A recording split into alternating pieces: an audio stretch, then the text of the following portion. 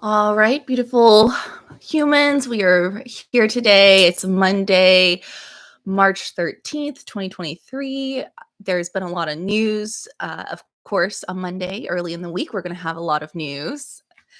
Let's get into it. I just need to take a little sip of coffee.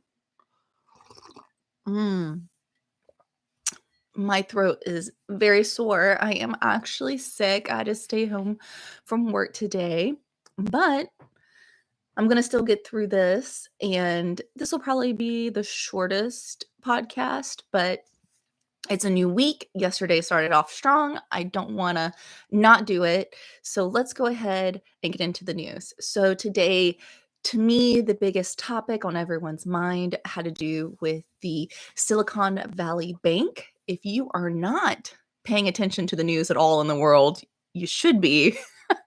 Banking news is usually very important to everyone, even if you're not an account holder with a regional bank like Silicon Valley Bank. It is very important and critical news. I kind of knew this sort of thing would happen. It makes a lot of sense. A lot of things that are going on in USA federal policy, with our financial systems, a lot of the policy choices in the last year and a half, I would say, I have not been 100% on board with. I'm not the only one. President Biden has been critical of it. Other well-known, famous economists with PhDs have not been happy about it. And what I'm talking about is the rapid fear of inflation and the almost 180 in shifting with the financial markets. So, not great. It's something that I've been just personally following the news, and someone who's definitely not an economist or an expert. I took two courses in economics in college. That was a really long time ago. And really, my knowledge comes from just following the news generally. I am not an economist or anything. This is just my personal opinion as it's been explained to me. But what's happened with SVB uh, kind of seems like an outcome of the policy choices, um, to curb inflation. And this was a predicted possible outcome. And indeed, it came true. And what happened was there was a run on the bank. If you don't know what a run on the bank is, it means people who have just you and me, just regular people who have deposits. So we're called deposit holders at a bank. So that means the bank is holding our money for us. Um, a run on the bank is when all deposit holders or a large number of deposit holders all pull their money out at once. That is very terrible because banks are in the business of holding on to your money and then investing your money. So they invest in businesses in your local area. They'll invest in federal bonds. This is the case in this instance, which was the issue because the rates on the federal bonds changed, and it essentially made it a loss for this regional bank. They were making an investment, like a long-term stable investment. I want to visualize it of a pendulum swinging, and a problem occurs, and then the reaction is to swing really far to the left. And then what do? You swing to try to overcorrect, you swing far to the right. It's never good, just thinking about it from an engineering perspective. I think of things very visually. Economists try to explain things like this. It's very complicated, but in my mind, I like to see it visually. It's a course correction that was an overcorrection. So inflation is not good, but the correction that was taken, I believe, by, the federal chair was an overcorrection, too extreme. And I understand explains it was that the fear of inflation is one of the things that we don't want people to expect there to be just ongoing continuous inflation. So that is to say, he didn't want the typical American to become accustomed to a 25-cent increase month over month over month of a normal consumable commodity such as eggs. But it's crazy because a lot of the action that's been taken by the feds hasn't really helped the average person who's having to take in inflation. I personally believe that the actions that the Fed has taken has primarily helped the most elite in our society that are financial holders that are investments. So this is our what we call the investment class, investor class. Not just in the United States, but globally, the investor class. And those are folks that have benefited the most from the federal, the Fed's policies, which is why it's been heavily criticized in the USA, these policy choices, by primarily Democratic candidates. Not to say that it's only been Democrats to criticize the choices, and not saying that all Democrats have criticized, these particular choices against inflation, but that has been, the general gist of it. And I can understand why, because the average person who is not investor class, who's not part of the 1%, the 2%, the 8%, of the economy, it's the bottom 90%, haven't really benefited from this. If you're trying to buy a home, you're SOL. Buying a home now is like literally, well, what happened last week with the Silicon Valley Bank, SVB, and the run on that bank is a direct outcome of, again, these federal policy choices. And who was hurt most? Well, just your regular account holder, you, me, just regular people. Well, what's happened today, the big news, President Biden and I think some other folks have been on the news to talk about this, is they're going to waive the cap of the 250,000 that is federally guaranteed. So if you have money in a bank and it is less than $250,000, it doesn't matter if a bank becomes insolvent. Your deposit as a deposit holder, you're going to have guaranteed anything below 250,000, you're going to get that. It's going to come from the federal government, the US government, and it's an insurance system, and it's well funded. So there's plenty of money in there. You're going to get your money. And all local regional banks really rely on this, but it also just federal banks do.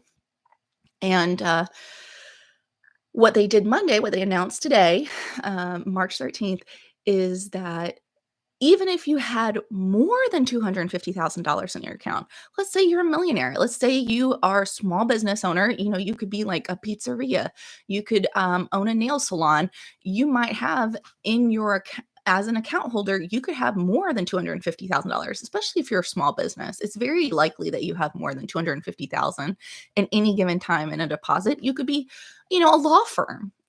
Well, anyway, even if you have over $250,000 in the Silicon Valley Bank as an account holder, just a regular account holder, guess what? Your money is secured, not just the 250,000. If you had $1 million, if you had $2 million, your account is guaranteed by, again, that federal insurance program. That's not taxpayer money. That's a totally separate system. It's separate and apart. So it's not like taxpayers bailing out a regional bank. That's not what this is. This is part of the insurance system that's been set up and has been in place for a long time to guarantee to ensure deposit holders. So that is really major news. And it's difficult to wrap our heads around sometimes as just normal people living in the world. I happen to have bank accounts with local regional banks where I am located. And so, one of the reasons that Joe Biden and some of the other policymakers have stepped forward and announced this step in ensuring these accounts is that there is a fear that the other small banks, regional banks, that deposit holders like me and you will suddenly want to pull our capital, our funds out of those banks. And that's a major fear because if you look at the United States banking system as a whole and just think really big picture, really, really big picture, you have massive banks, right? JP Morgan, you have Chase, Wells Fargo. These are giant nationwide banks. Okay. And those are important for our economy. But local regional banks are really critical for small businesses because they're actually more likely to give loans out to local businesses. And so if you are someone who cares about small businesses, and when I say small businesses, I mean under 100 employees, that is considered small. If you are a small, even a medium sized business, under 300 employees, it is very important that we have these regional banks because they're so important because they're the banks that tend to take on the risk to help support someone starting a new sale, yeah, a new nail salon or a new pizzeria or something of that nature. They also will do home loans and car loans and things like that as well. And that's what we want in our communities. We want local regional banks to infuse money, to infuse capital back into local economies because big banks don't tend to do that. Big banks pour money into big cities because they got big monies. It's hard. Think about the amount of time and effort it takes to review a business plan, scrutinize a business plan, assess the risk of the investment. It's a lot of work and effort. A lot of it. And you gotta think from a big bank perspective, are you gonna look at a really big business coming to you and saying, "We're gonna need a 10,000,000, $100,000,000 loan to invest in this software expansion," for example? Or are you gonna have, someone come to you and say, "I need $25,000 loan for my nail salon." You're probably going to put more time and effort into the return on investment you could get from the um, large investment than the small investment because you can do a lot of small investments, but it's really hard and you have to scrutinize them and you have to categorize them. And it's a lot of work. It's a lot of work. And not that big banks don't do those kind of loans, but you'll see that the majority of these types of loans tend to be for small businesses, startup businesses, small their loan capital security, the idea of capitalism to having laissez-faire, type environment of where businesses can really compete for each other.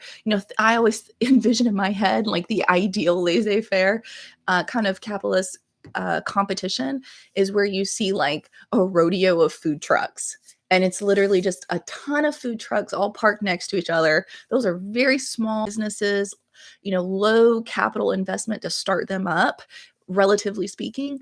And then they're all parked right there. And the consumer has the choice to support which one of those food trucks is going to be a boom or bust endeavor for the owner. It's tough. It's tough. At the end of the day, I wish all businesses could succeed, but most businesses that are started fail. Most businesses do not last 1 year, let alone 10 years. It's just the nature of it. So we really need banks to at least have that security so that if you want to start your own law firm or if you want to start your own nail salon or if you want to start your own food truck, you want to know that there's capital there for you to be able to start that small business. So anyway, this was a really big thing that happened today in the news, and if you don't know anything about it, hopefully now you have a little bit of knowledge and maybe you'll go on and read more about it because it was a big big deal. Your money is now being guaranteed, waived, right? That $250,000 cap is being waived. So if you had $1 million investment, you do not need to suddenly pull out your money from the Silicon Valley Bank. You can leave that money in there because now you don't have to make a run on the bank. You can leave the money there. You can let the bank recover. Because what was happening was so many people were trying to pull out their deposits, but the bank didn't have just cash on hand liquid asset. The bank had these federal um, it is different ways of securing your funds, but essentially they were had bonds, investments, and the bond had lost value, right? So when they bought the bond was worth a lot, and now the bond is worth less. Essentially, that's a very dumbed down version, but that's essentially what happened. They bought them high. If they were to sell the bonds now, it would be at a loss, but they would have to sell them to then give back the money of the account holder trying to ask, which is why you never want to run on a bank. You don't want deposit holders constantly taking money out of banks. You want deposit holders trusting a bank and keeping their money in so the bank can do loans like to small businesses. Right? This is how our system works. If you don't know how the banking system works or how financial system works, it is fascinating. There's tons of YouTube videos to explain it in a lot more detail than I possibly can. I'm just trying to give you a big picture and how things are interconnected and why the news today was so incredible. I don't know if it's unprecedented, but it is highly unusual. This is not something that happens. And I will say this highlights how critical policy choices that you may not even comprehend the meaning of really matter to you in your personal life. So, if you have a bank account, you should care about this story. If you have a bank account, you should care about people that are making policy decisions that impact your bank account.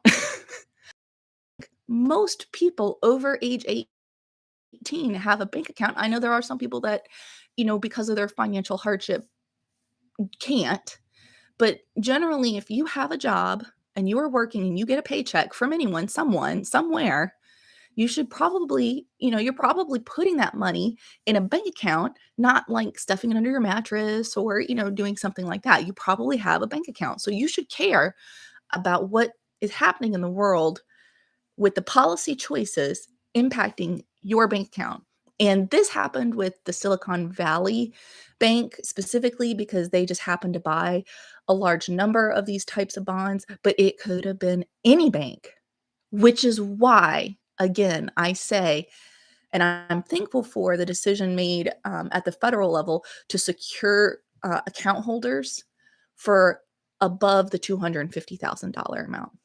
It is I started off with this news today because it is big news and we should all really care about it.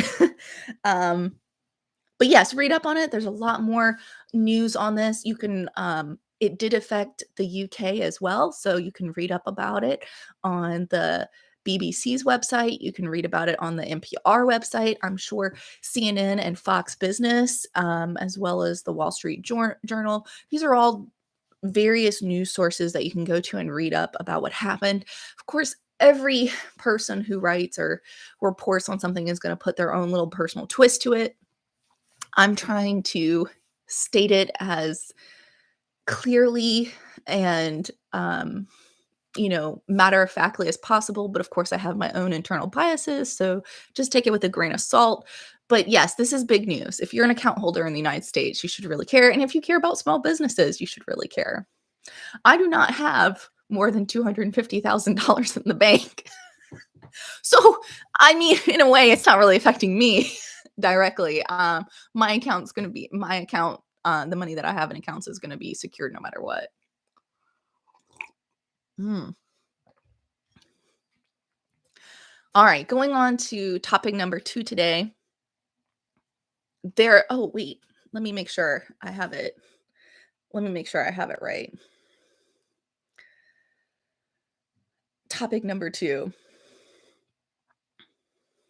Yeah, so number 1 is definitely the emergency measure, with the bank account holder protection. Okay. Oh, the Oscars. Okay, so the Oscars were last night. I was sick and I fell asleep like midway through. I think I didn't watch any of it, so I feel really bad. I'm hoping maybe tomorrow or the next day I can talk about the Oscars a little bit, my opinions and thoughts, any of the movies I've watched, maybe a little bit about the clothing, the styling, that kind of thing. But right now we're just going to have to skip over the Oscar news. I'm sure there's a ton of websites that you can get to get all that information. Oh, there was another big news event today, world news, and that had to do with women's rights and women's liberation movements, freedom of expression, I guess you can call it, and that is out of the country of Iran. And Iran is a really important country to me.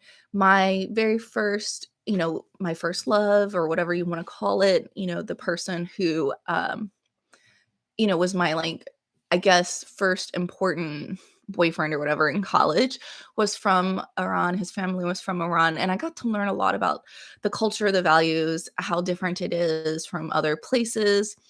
Um, and I will say, even though that relationship ended, and very long time ago, I still think about Iran and learned about it. And so I do like to follow in the news about the country of Iran. Of course, tension and geopolitical the distress between Iran and the United States has meant that many people who are culturally or genetically, connected to Iran can't even travel to Iran. It's such a it's so dangerous. Americans are not, um, welcome there. Of course, it's very dangerous for us to travel there. So it's sad.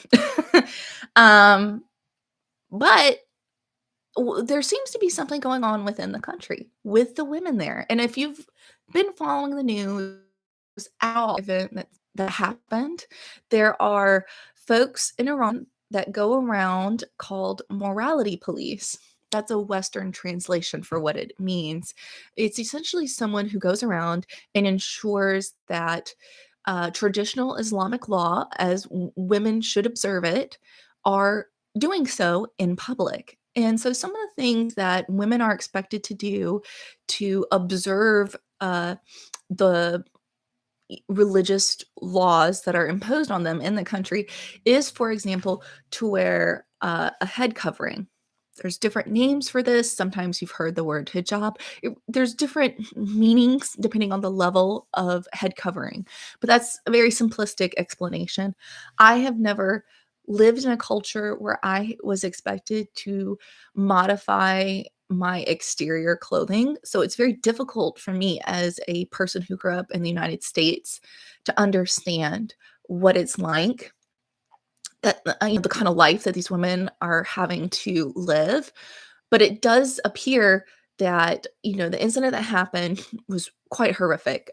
Essentially, a very young woman lost her life, essentially because she did not have a head covering on. And it sparked outrage and protests for several weeks, couple months now. It's been ongoing issue in the country of Iran. And it's one of those things that you hear about on social media, and you do hear if you listen to a lot of world news. The BBC has been covering this topic for a while now. I do hear it in the morning. It's difficult news to hear because it involves a lot of human suffering, and it's because they have, there are women essentially experiencing a lack of freedom in their lives that they want.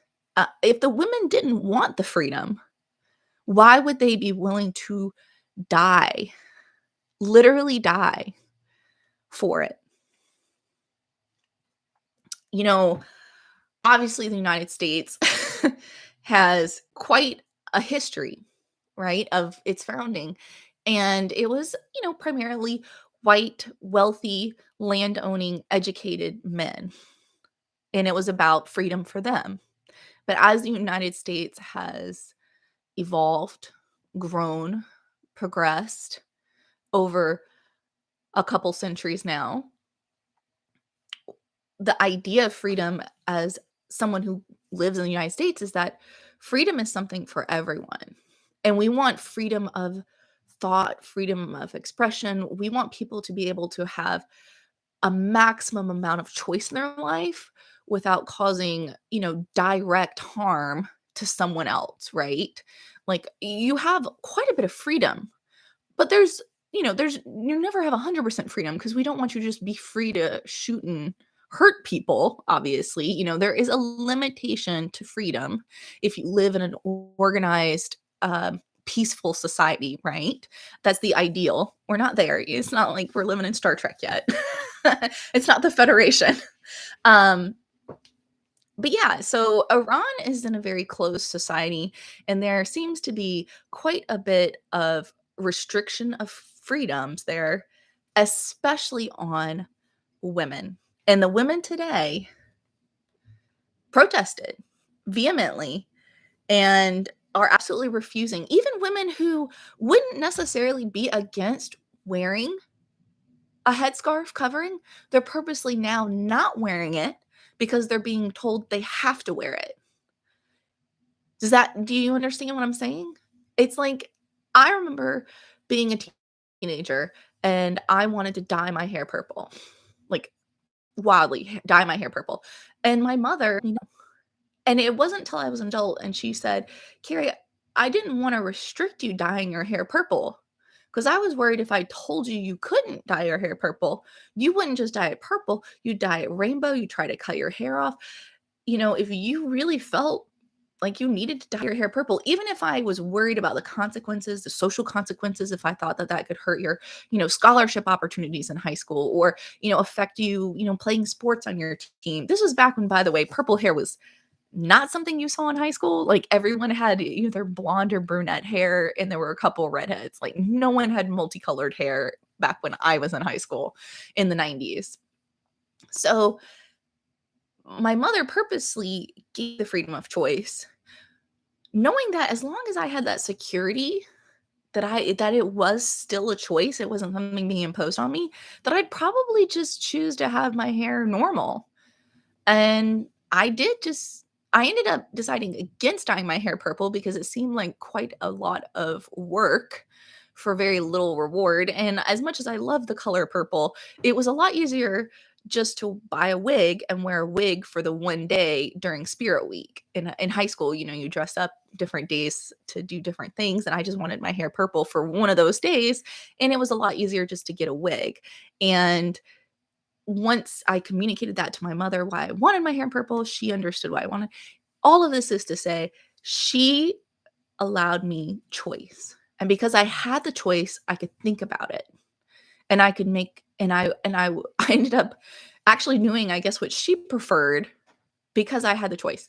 Anyway, this is the whole irony of what's happening in Iran, which is a completely Muslim country. You're not allowed to be anything other than um, Muslim and follow Muslim traditions and cultural values that are imposed on you. Again, if you're a woman, these are very strict. These are very strict things. And it's not just in Iran, there's other countries where this is true. Um, and it's hard sometimes for us in the West to understand it. We want to be very respectful of people's culture. I want to be very respectful of people's culture.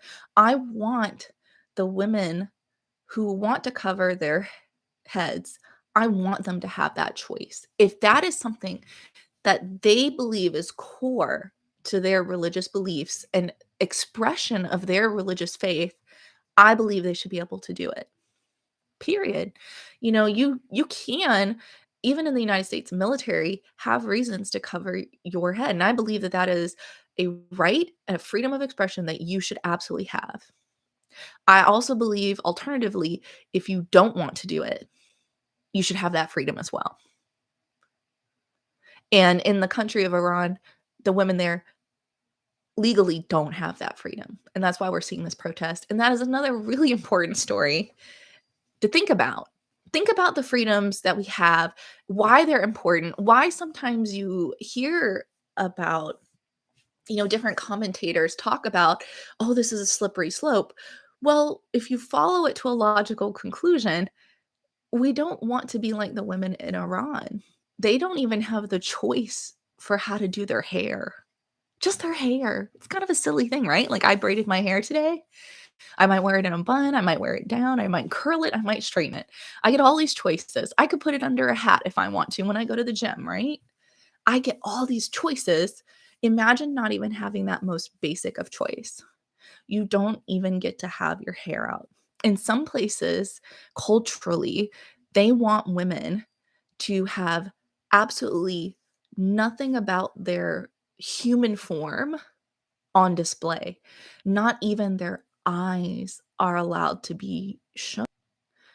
Now, you think about it as a form of communication, most of our human communication with each other isn't just the words that we say. It isn't just the way we arrange the words. It can sometimes be in the tone of our voice, how we pace our voice, but it's also in our facial expression, our body language.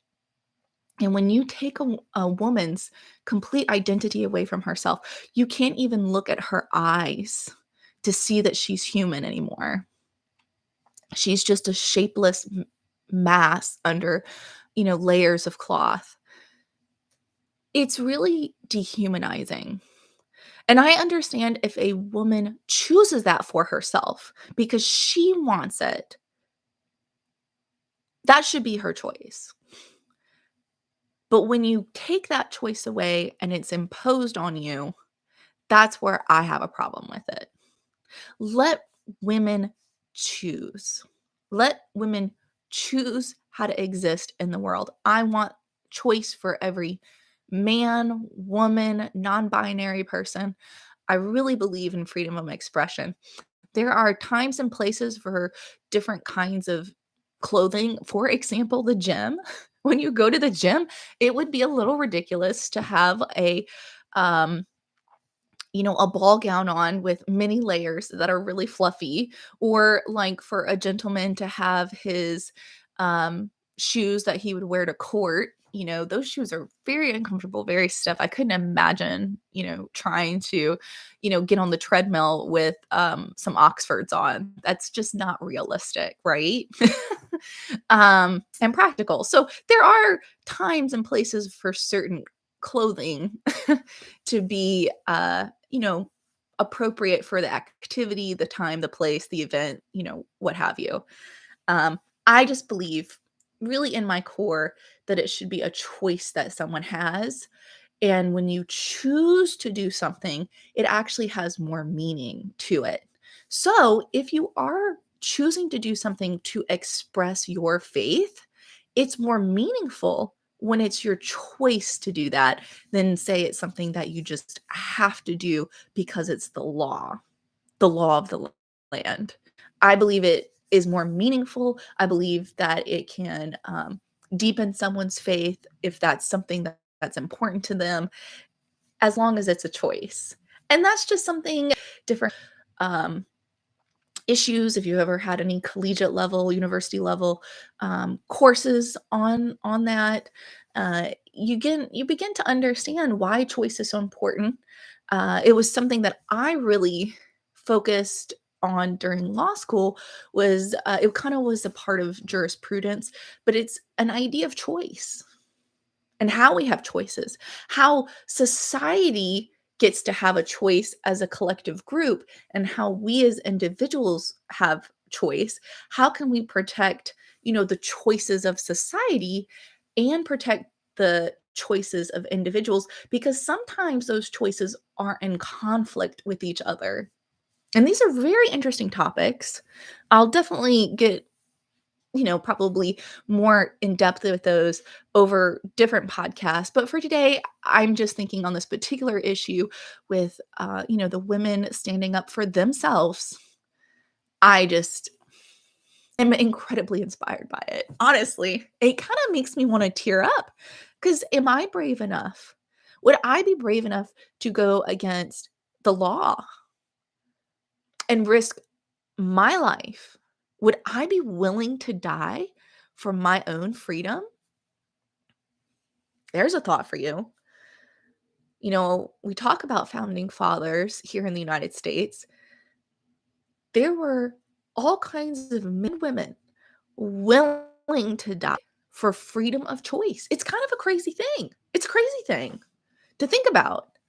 And not only did it happen at our founding fathers, it has happened again and again and again in the United States history, where there are groups of people who didn't have freedom, who didn't have freedom of choice, protesting, standing up for themselves to get that freedom, to reclaim the freedom that they should have had, just as being humans. So, we've had 2 really big things happen just today. We had our, the things that happened with the bank earlier, the federal government's decision, the United States federal government decision, and the British government deciding to back deposit holders. That is huge. And then, of course, what's happening in Iran. Those are 2 just 2 stories out of the whole world of all the news today that if you have time, read a news article about it written by someone if you can, if you have a chance, maybe this week. It doesn't have to be right now. It doesn't have to be tonight. But those are really important topics. There's a lot going on in the world. There's a ton going on to the world. And now we're going to talk about something fun because those topics are pretty serious. But let's talk about something fun. All right. Well, yesterday I had a podcast on Christian Guzman and, some controversy in the gym community this past week because he posted a video where he seemed out of character. That's the best way I can describe it. People had all kinds of concerns for him. My overall hot take was just that, he's a person. He probably it just wasn't a polished, edited version of one of his typical videos because he was doing it himself. He didn't have a team doing it for him. And it's a lot of work producing videos for YouTube. And we got to see a real raw uncut. I felt it was very personal, message from him. But a lot of people had other thoughts. And so today, actually, surprise, surprise, he had a response video. So I was a little shocked he had a response video, but he did. Um, he obviously didn't have time to watch my video about him. No, I'm just joking. Of course I don't even know if I have any subscribers yet. We'll get there one day. We just have to be consistent. But yeah, so he had a response and it's kind of similar to my very first guess of what was going on, which was he was just under severe sleep deprivation. And that was honestly the most likely explanation. I didn't think again his behavior was that weird. Personally, I didn't think it was that strange. And easily sleep could explain it. He appeared perfectly fine and normal today. He, of course, had some explanation for what he's choosing to do moving forward to make his life more streamlined, to kind of be more productive. It's hard because he probably has been in a position forced to micromanage a lot of different projects that he oversees because he started them. And so he's having to do that handoff, which is always a difficult time in any business or any career. When you start something, that handoff transition is often the most difficult, the one that's the hardest to do. It's almost like retiring. You're having to retire from an activity that you've probably been doing and you've been really good at. Now you have to trust that with someone else. He definitely seems like he's in a place emotionally, mentally to do all of that. And what I'm really happy about was one of his goals, has been to get this IFBB Pro card. And I always thought, man, that has got to be so hard because to get that, you have to go under such extreme dieting, you have to have such an extreme workout program, you have to have such extreme um modification of your lifestyle regarding sleep and rest and all of that. And you're putting your body under such physical extreme demands. You can't even do what a normal person in a day would do. And here's, Christian doing a million and one things, being a hyper productive human in the world.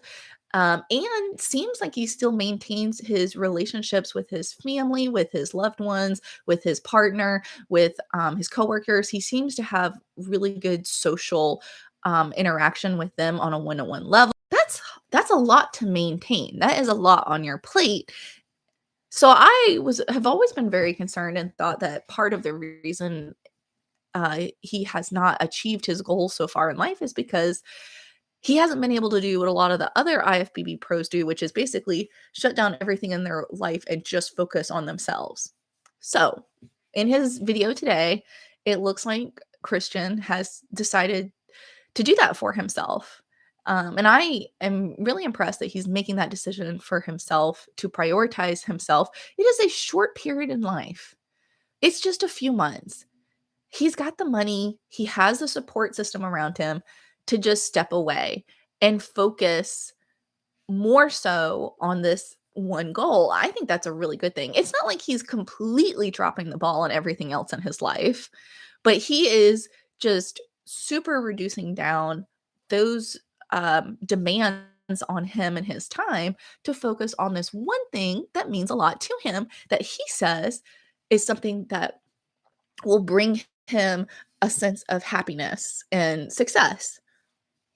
What I like about it is he has said, whether he's successful or not, he wants to know that he has tried his best to achieve it. So that's what he's doing. He is going to be doing his best to achieve it. He said, I can't remember if it was 18 or 20 weeks out from the shows that he's going to be doing to try to win his card or whatever, his pro card. And I am just really impressed with him as a young man. I guess he's not that young. He's 30 now. But as a as a person at an earlier point in their life, willing to understand what it takes great sacrifice. Like, you think of Olympic athletes, you think of people who achieve great things in life. It is a hard sacrifice. You have to step away from things that you would love sometimes. Astronauts have to do it.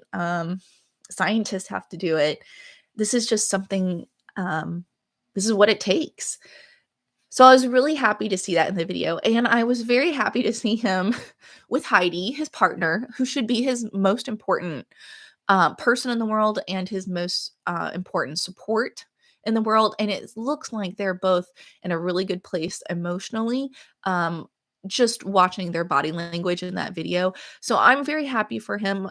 And I wish they were announcing that they had a baby. That would have been like, but that's just selfish me. That would have been fun for me to have been right, but also happy for them. But that's not it. It does appear that it was the issue was sleep deprivation, which can happen to anyone. Again, if you get really wrapped up, you start loading your plate, you're just like, I can do one more thing. I can do one more thing. I can do one thing. It is an easy trap to fall into. And if you think you wouldn't do it, think again. You just haven't had that. You just haven't been put in that situation yet. It's very easy to fall into the I can do one more thing. You put that pressure on yourself, and then what ends up happening is you have burnout, there's uh, I was I was doing too many things in my life, and I was 100% neglecting my health. There was probably an entire decade of my life where my personal physical well-being was literally the last thing on my mind, and my physical well-being reflected that. This is gonna be my little last thought of the podcast, okay? You are important. I'm gonna say it again. You you you are an important person. You need to take the time for yourself. Whether you're a man, a woman, a parent, a employee, whether you're, um, a kid out there, at some point, you are gonna try to take on so many things, do so many things, be so many things for other people. That is normal, especially if you are someone who has a drive, to be a high achiever.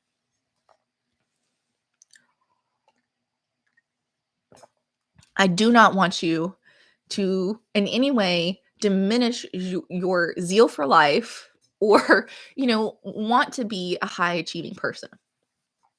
But you will eventually burn out. It may be after a week of too many things. It could be after a month of too many things.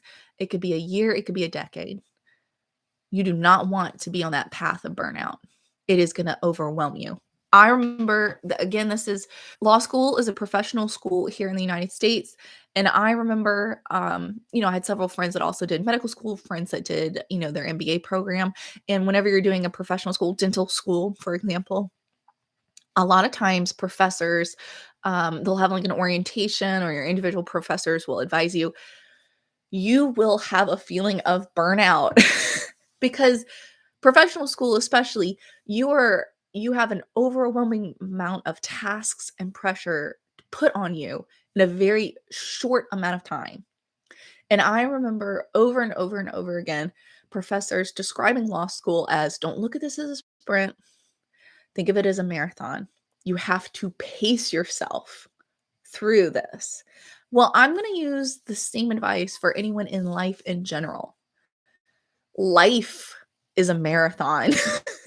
You know, we have a beginning, we have an end, and in the middle, we have to have a pace that we set for ourselves.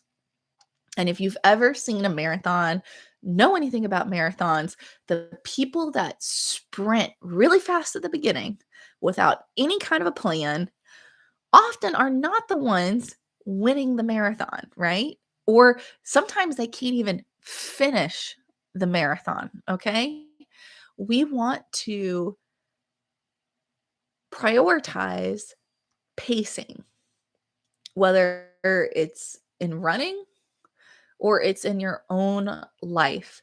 It can be your career, it can be your spiritual path, it can be your intellectual pursuits, it can be in your physical well being. You need to pace yourself, and your life should be balanced. You need to be able to set yourself up to be an emotionally healthy person, a physically healthy person, and hopefully an intellectually healthy person, and bonus, financially healthy. Those are some important things in life.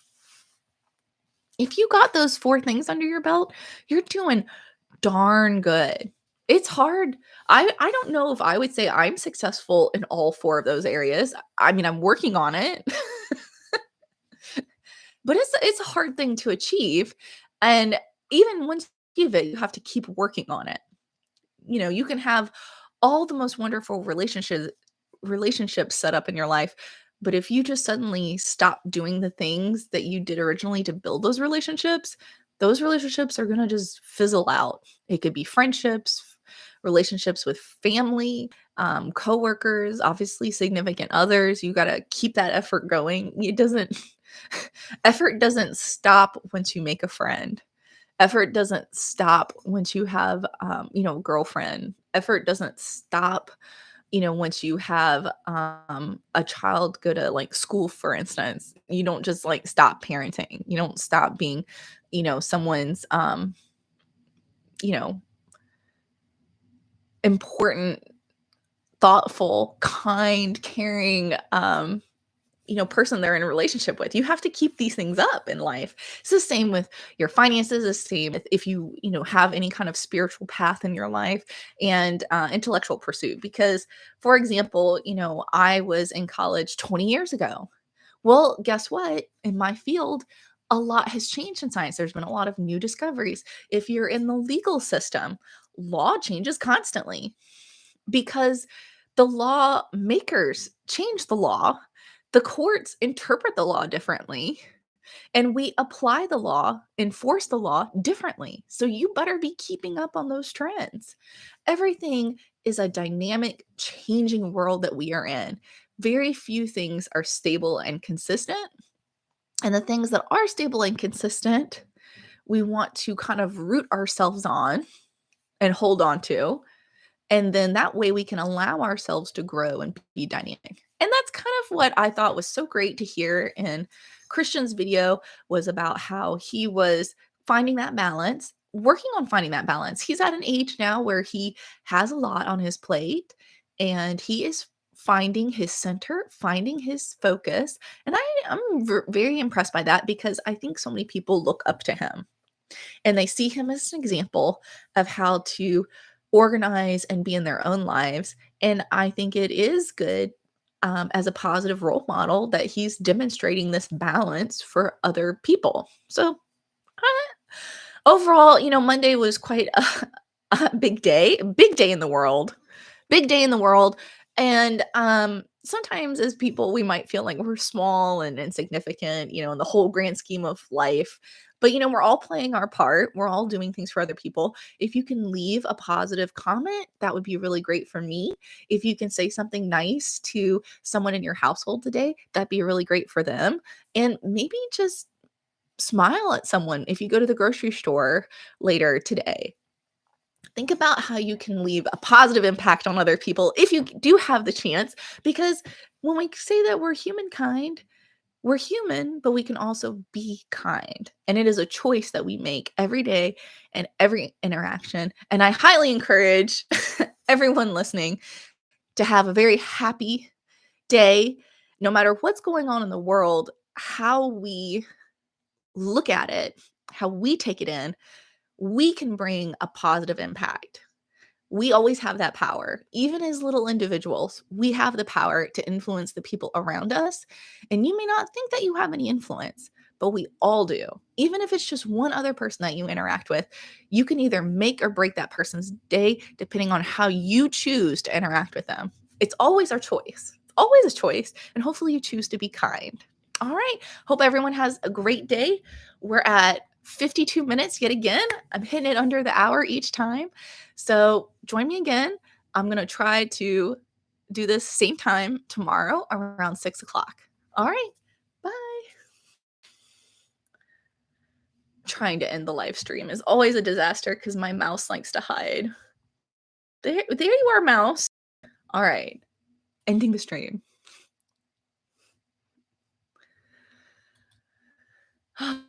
YouTube. Here we go. Here we go. There we go.